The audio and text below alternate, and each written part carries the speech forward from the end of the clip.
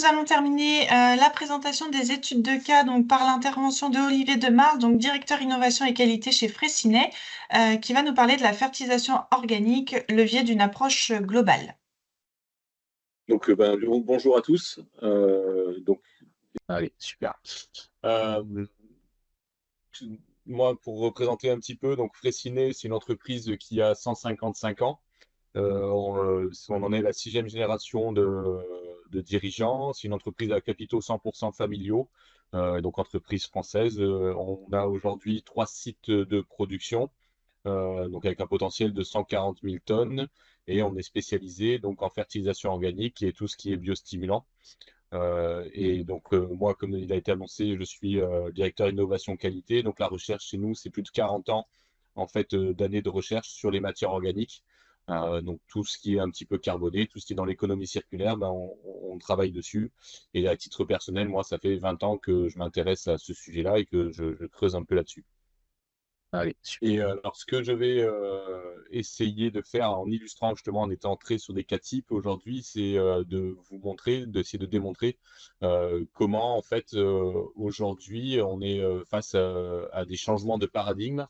Changements de paradigme autant au niveau réchauffement climatique, aussi changement de paradigme dans le sens où bah, on a de plus en plus de matières phytosanitaires qui sont retirées du marché parce qu'on détecte des effets un petit peu sur l'environnement et des effets un petit peu collatéraux. Et donc, la demande de la société est de changer un petit peu là-dessus. Donc, voilà pourquoi aujourd'hui, l'approche globale, c'est comment on repense l'agriculture. Et aujourd'hui, l'objectif, c'est d'arriver à se dire que comment en retirant certains éléments, donc sans rentrer dans la biostimulation, je ne rentrerai pas dans la biostimulation, je sais que ce n'est pas le sujet, mais comment montrer que la brique nutritionnelle, la brique organique, c'est à la base de repenser un petit peu tout le système. Donc l'idée, c'est de ne pas changer un produit, mais de effectivement faire évoluer un petit peu le système.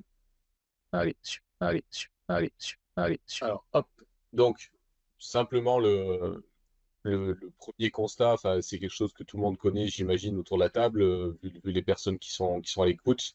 Donc, c'est bien repréciser que la matière organique, quand on parle de la matière organique des sols, c'est l'élément central de la fertilité. Elle va jouer à la fois sur tous les paramètres de la fertilité, à la fois l'aspect physique, donc la structuration, la capacité qu'un sol va avoir à permettre le développement racinaire, aussi tout ce qui va être propriété physique, donc ce qui est la capacité du sol aussi à fournir les éléments nutritifs pour la plante, mais aussi toute la partie vivante.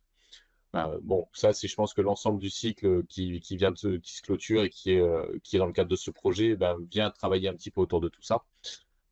Mais une fois qu'on pose ce constat, en fait, on va arriver derrière tout de suite. Allez, allez. Mais c'est quoi comme matière organique? Il y a eu une intervention avant où déjà il y a eu quelques noms de matières qui ont été cités. Il y a eu du sang, il y a eu de la viande, il y a eu des plumes. Donc là, on est déjà sur des matières différentes. Donc est-ce que tous les apports se valent? Est-ce qu'ils vont tous avoir le même effet? Euh, et même quelque part de façon un peu provocante, on peut aussi se dire, mais ok, la matière organique et le carbone est au cœur du système, mais au final, à quoi ça sert vraiment et en quoi je peux l'utiliser comme un levier? Donc voilà, donc comme je vous l'ai dit, à travers de quelques essais, donc vraiment des cas types, donc des situations réelles, des mesures qui ont pu être faites. Je vais essayer de vous présenter comment, bah, sur près de 2 décennies, en fait, il y a eu un travail sur ces matières organiques et vous montrer en quoi cette approche aujourd'hui est un levier pour moi d'avenir dans les changements qui arrivent. Allez, allez. Donc, première approche, tout ce qui va être la vie du sol.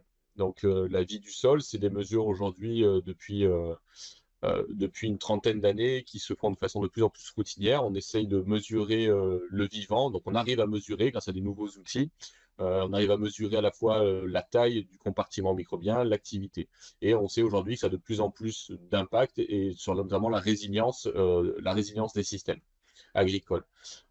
Et donc là, bah, à titre d'exemple, je vous montre ici un essai qui a été réalisé pendant 4 ans sur un sol viticole avec 3 modalités. Une modalité de pas d'apport d'engrais, rien du tout, une fertilisation minérale et une fertilisation organique. Alors, à chaque fois, la fertilisation minérale et la fertilisation organique, on apporte les mêmes quantités d'azote, c'est-à-dire 40 unités d'azote.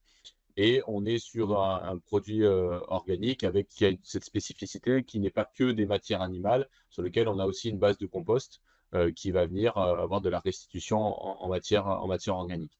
Alors, ces restitutions en carbone, elles ne sont pas très importantes, c'est de l'ordre de 250 kg de matière organique par hectare. Donc ça, c'est pour vous poser un petit peu le contexte. On est en plus dans des zones qui sont complètement différentes, donc des zones climatiques. La parcelle B et la parcelle V sont des parcelles qui sont situées dans l'arc méditerranéen. Ce qui va être le C et le L sont des zones plutôt climats continentaux, voire océaniques.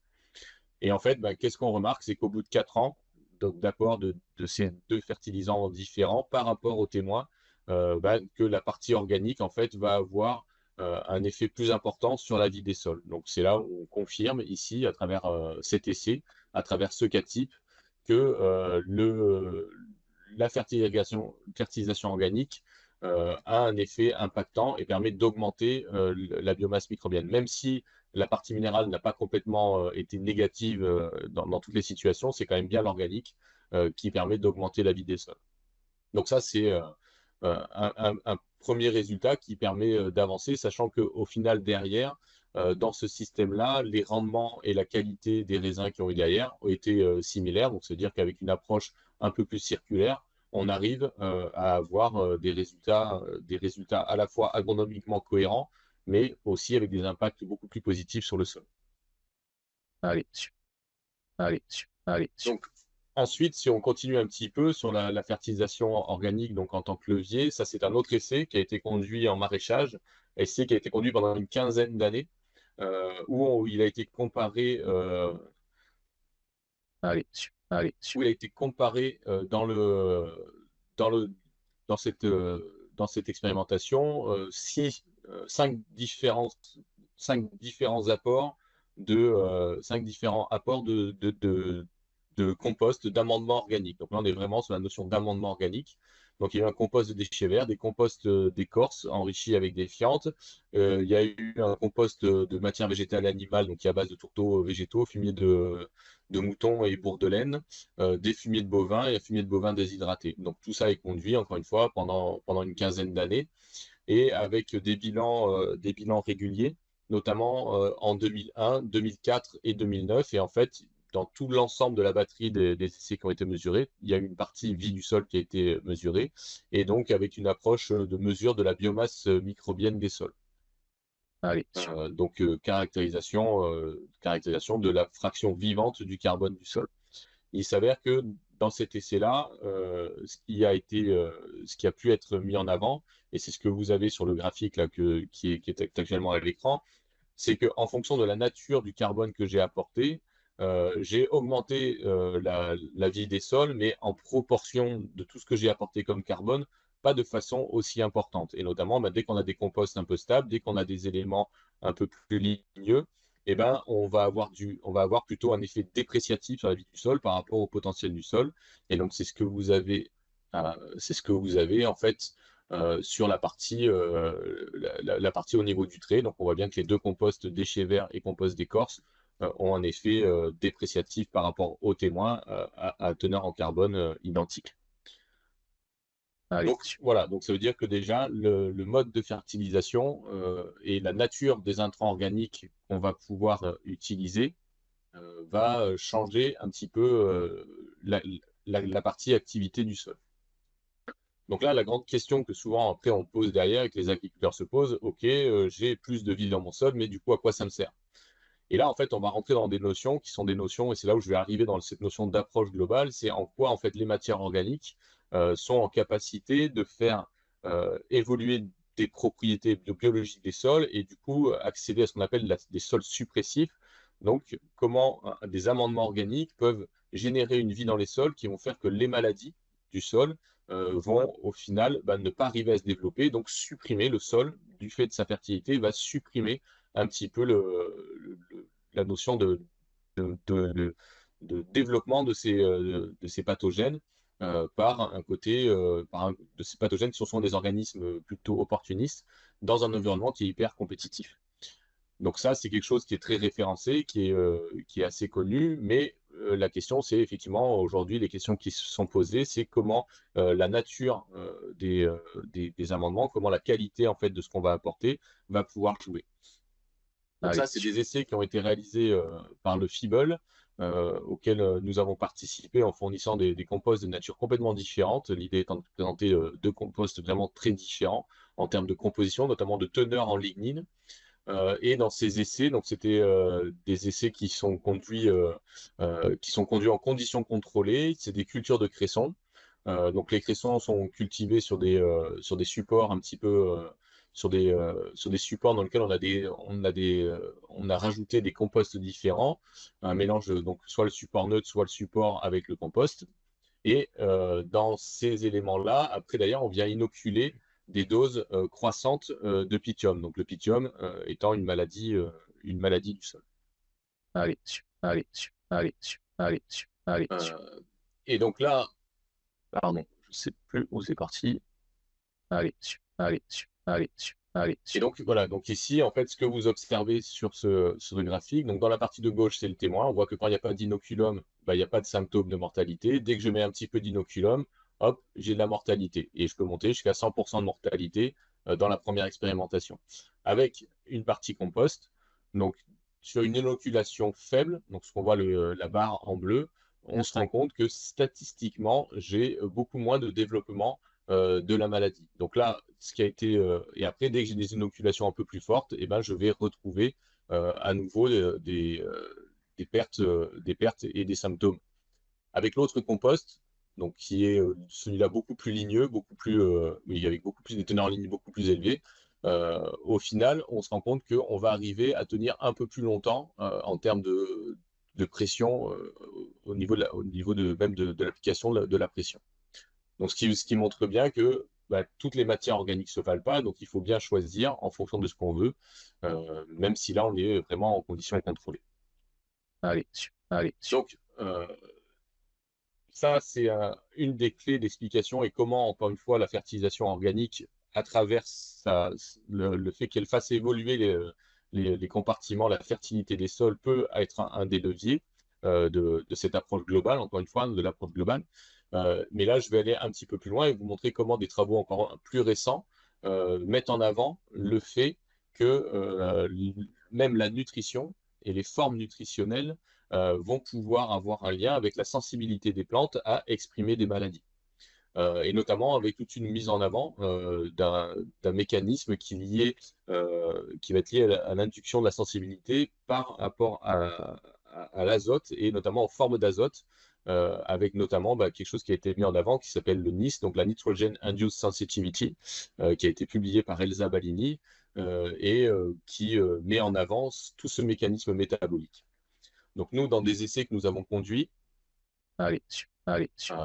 pas des essais que nous avons conduits, des essais qui ont été conduits par une chercheuse, Marie-Emmanuelle Saint-Macary, elle a mis en avant, donc là on est en conditions contrôlées, elle va dans des pots donc, sans traitement, et elle regarde par rapport à, donc on est sur une culture de vigne, et elle va regarder par rapport à la culture de vigne, l'apparition, donc là on est inoculé, l'apparition de maladies, donc de mildiou, et après deux régimes, donc d'abord pas de nutrition, 30 unités d'azote organique et 30 unités d'azote minéral.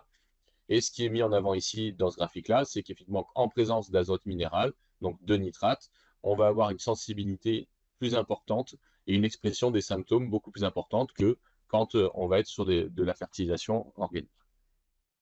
Allez, dessus, allez, dessus, allez, dessus, allez, dessus, allez, dessus, allez, dessus. Donc tout ça, cette approche, elle a été continuée. Après, elle a été regardée au niveau du champ. Est-ce que c'était quelque chose qui pouvait aussi se retrouver au niveau du champ? Est-ce qu'on pouvait retrouver ces mêmes éléments?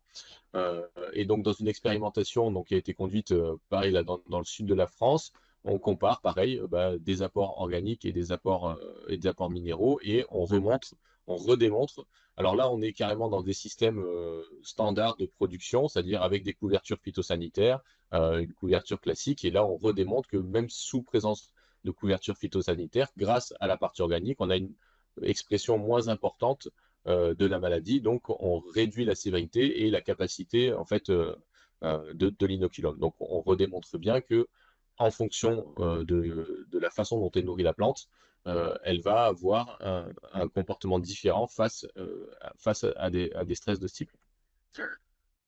Allez, dessus, Allez, Donc ça, c'est vraiment une mise en avant de comment en fait on a une interaction entre le sol et la plante au niveau microbien, mais aussi au niveau nutritionnel. Donc c'est les deux aspects que je vous ai montrés. Mais je reviens toujours à ma question, donc à ce fameux élément, est-ce que tous les types de carbone, tous les types de matières organiques se valent? Et là, je vais vous présenter des résultats d'essais qui ont été conduits pendant 2 ans, en fait, avec des formulations qui sont différentes et qui vont varier juste de quelques dizaines de kilos de certains intrants, qui sont soit des intrants végétaux, soit des intrants animaux, et où on regarde qu'est-ce qui se passe sur les rendements, on regarde qu'est-ce qui se passe sur la dynamique nutritionnelle. allez, Et donc, ce qu'on a pu mettre en avant, donc on est sur vigne, pardon, on est sur vigne, et ce qu'on a pu mettre en avant, c'est qu'effectivement, rien qu'en changeant donc, de quelques pourcents dans chaque formule, les éléments avec une base organique qui est identique, on va avoir des résultats à la fois sur la biomasse, donc sur les surfaces foliaires, mais aussi sur les rendements qui vont varier. Donc, c'est-à-dire que tous les engrais, toutes les matières organiques, même de quelques, quelques kilos, vont avoir des effets complètement différents.